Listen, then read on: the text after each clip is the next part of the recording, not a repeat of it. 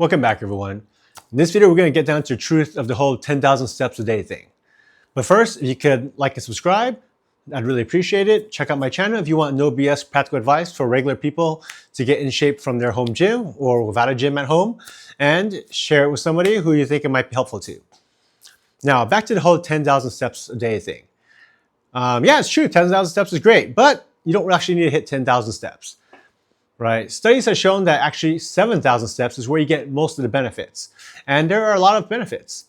Right? You have a high reduction in all-cause mortality, cancer, type 2 diabetes, dementia. And at 7,000 steps is where you get the majority of those benefits. Now, the truth is, obviously, if you do more steps, it'll be even better. But that's when things start to plateau and you get diminishing returns. So at 7,000 steps, you get most of the benefits. 8,000 more, but at a much slower pace. 9,000 still more, but only a little bit. 10,000 sure more, only a little bit, and so on and so forth. So more steps is better, but don't get too caught up in this whole 10,000 kind of benchmark. I mean, shooting for it's great. If you can do it, that's great. It's going to be better for you. But if you're hitting 7,000, then you're in pretty good shape and getting most of the benefits and doing better than most Americans. Right? 2,000 steps a day is considered sedentary. And the average American gets about 4,000 to 5,000 steps a day. And the truth is, you do start seeing benefits even at 2,500, even at 4,000. It's just that they're not as much, and 7,000 is that sweet spot. So in addition to those, mortality benefits I mentioned, which are obviously very important, it's also great for you just in terms of physical fitness and health and mentally. Walking is basically the most basic physical activity that humans can do. Right? We can do it for a long period of time. Right? It's can be a very low impact, easy way to put resistance and stress through our muscles that we use for locomotion to maintain mobility and independence, as well as put some load through our joints, right, in a very low impact, sustained way. And also in terms of mental benefits, walking is great there too.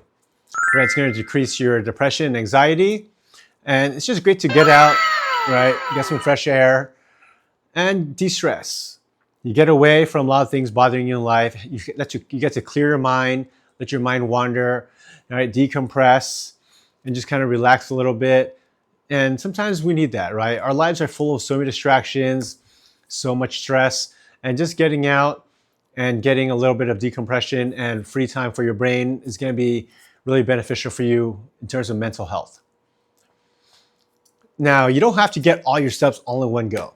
I mean, I personally get the bulk of them every day when I walk my dog for 3 miles-ish, but you can totally just break it up, right? If you can, you go for a short walk, after each meal, so after lunch or after dinner, right? Walk a little bit further when you park a little further when you go to the store, run your errands, maybe walk around your office a little bit more, go chat some people up. Just kind of incorporate more steps throughout your day.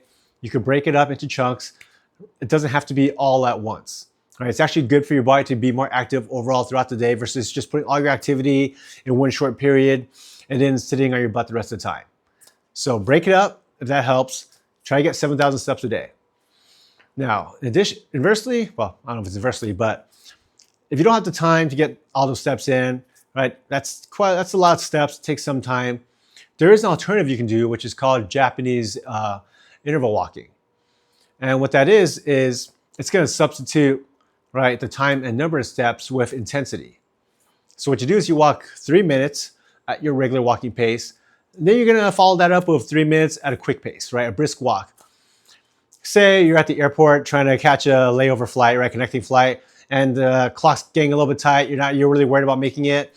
So you're kind of walking really quickly through the airport. Not quite running level, but you're walking quickly, kind of like that. So 3 minutes of regular walking, 3 minutes of, oh man, I hope I don't miss my flight walking, right? And that's one cycle. You repeat that 5 times for a total of 30 minutes. So that's going to be a shorter period of time and not as many steps, but the higher intensity will compensate and give you the same health benefits that the more steps would have given you.